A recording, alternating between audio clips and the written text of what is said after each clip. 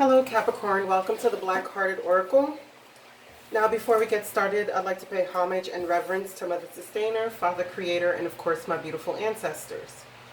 This is the Where Do We Stand spread, and it's a two-part video series. The first part deals with you, and the other part deals from the perspective of your partner or potential partner. Okay, what you see laid before you is the heart of the matter for both of you and your partner. And we have 44, playful, we have sisterhood, we have vanity, we have cross, and we have books. So what this is saying, right, is that there needs to be a more playful approach, and you need to start looking for your tribe, because it seems like you've been getting caught up in vanity or getting lost in vanity, like the confusion of it, and it's caused a lot of burdens for you or your partner or in this relationship. But there needs to be a lot of wisdom taken away from this situation. And never never forget to be playful, because all work and no play makes a dull boy. Okay, now let's get started. The first question I ask is how you see yourself. Oh, okay, we have 9, brokenhearted. We have Song of the Siren. We have Expansion in reverse. We have the Compass and the Mask.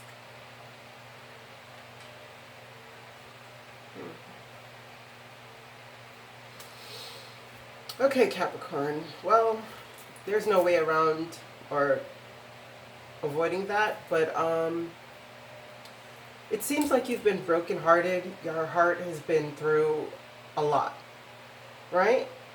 But if you look at this, it's like the last tear is falling from it. And from the top going down, it's beginning to mend. So you're not at the point where your heart is just being broken, but you're at the point where it has been broken, and you've come to the point where you're acknowledging that, and you're seeing that there's no more expansion or growth within this situation. And you're looking for a new direction that is going to be more true to you, where you don't have to wear a mask of, I guess, smiling through the pain. You know, where you can be your true, authentic self, because you're being called to that. To remove the mask, find your true north, and learn from the lessons that this broken heart has given you.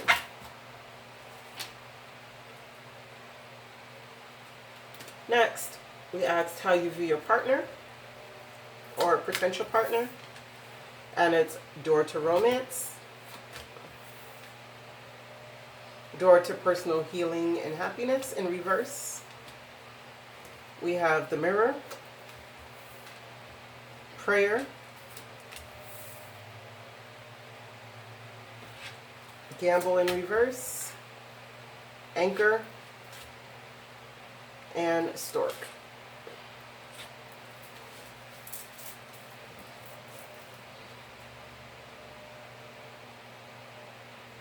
Okay.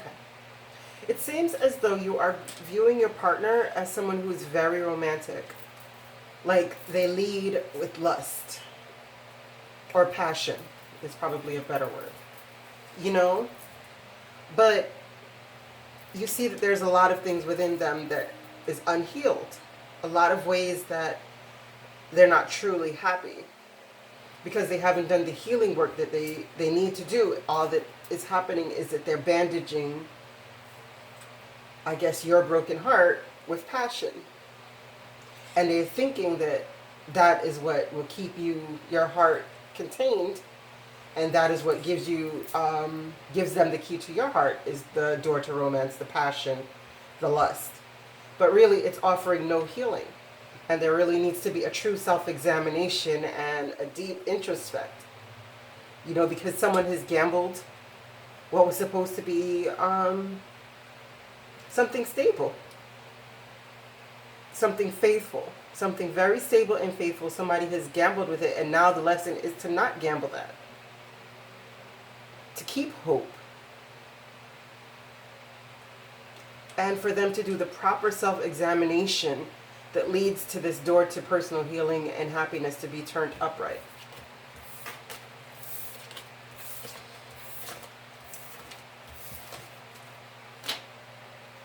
The next question that I ask is how you see the relationship.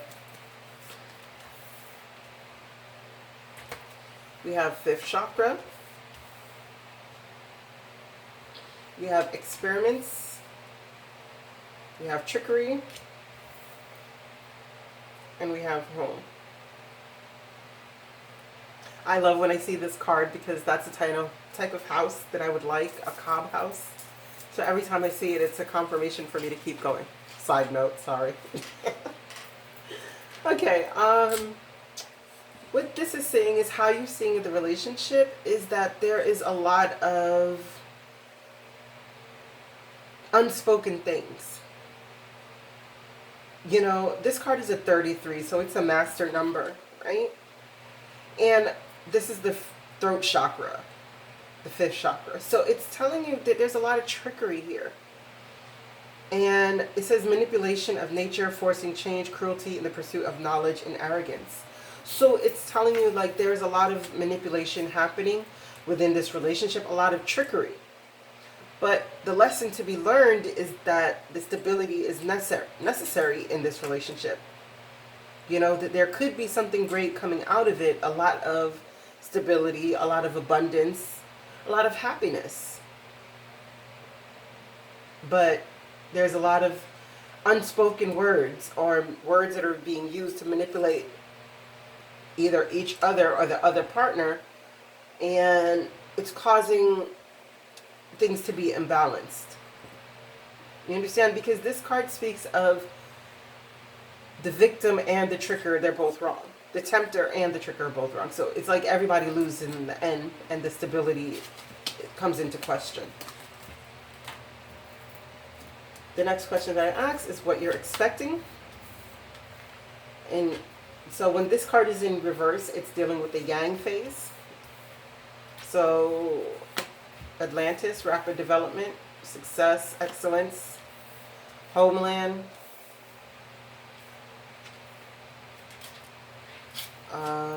time and tide, oceanic spells and rituals, enlightenment, and lastly, messages.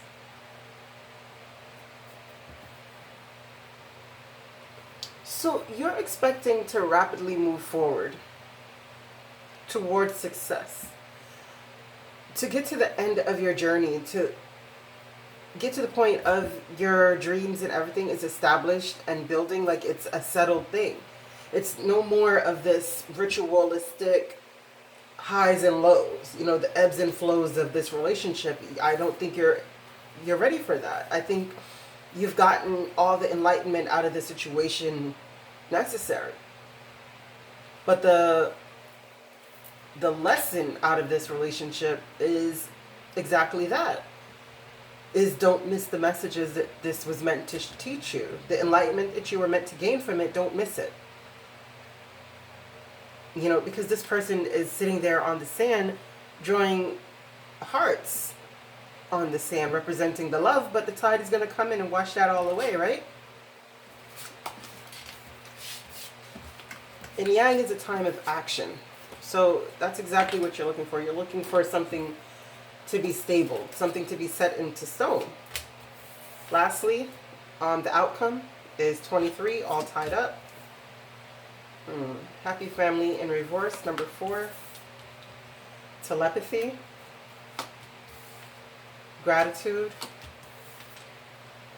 Choices in reverse, which is 22. Fox, number 14. The star. And the heart in reverse. Wow. So Capricorn, it seems as though like you're in a situation where the relationship is not happy. It seems to be a lot of discord in this relationship, a lot of underhanded sneakiness that's going on. And it's put a strain on the heart, on, you know, maybe this person had so many choices that now they've ran out of choices. And all that's left to do is the healing and to move forward, right? But you're tied up in this. And you can feel it. You can feel the fact that it's a bit stagnant. You can feel the fact that the family is not happy. You know, because the energy is so thick here. But what you're supposed to be getting out of this is learning how to be grateful for whatever you go through. The good and the bad. Because they all teach us and build us. And through that, you'll be able to find what lessons come out of this, and that you'll be able to heal and to move forward. Because you're going to make a choice to move away from the sneakiness that is lacking of love and pursue your own star.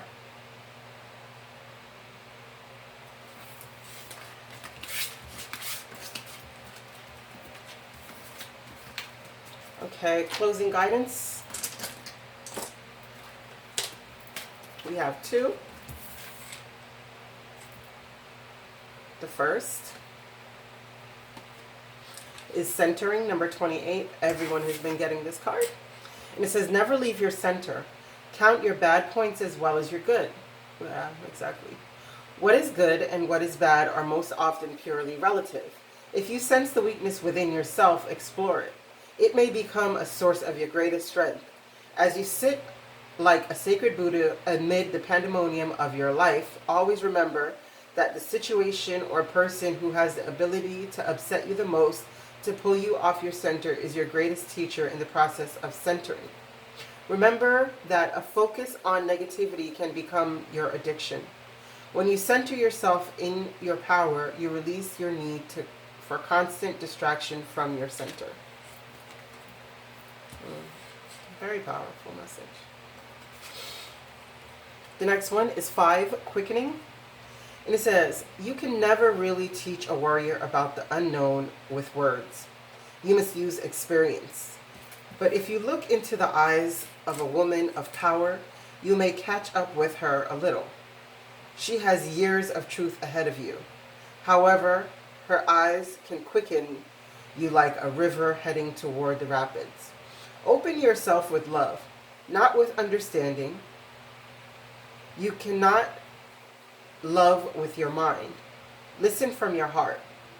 If a camel is walking down a path and another camel passes him, the first camel will go faster to keep up. This is how power works. Don't learn everything with your mind. Quicken your spirit by letting go of attachments and move to a stronger vibration of power.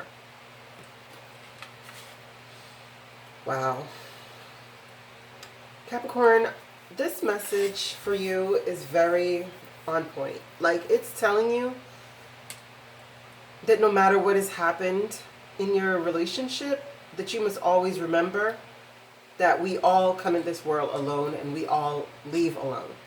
So nothing in this world is supposed to throw you off your center and off your mission to achieving what you set out to achieve. No matter the pain, no matter the joys, no matter the sorrow, no matter the happiness, no matter the loneliness, no matter the excitement, nothing is to pull you off the path. You are always supposed to recenter yourself, no matter the madness, as they call it, pandemonium. Buddha sits in the midst of the void. I thank you so much for coming to the Black-Hearted Oracle. I pray these messages found you well, and I hope you find your higher self in the quiet places, and may Ma'at hold you in her loving grace. Ashe.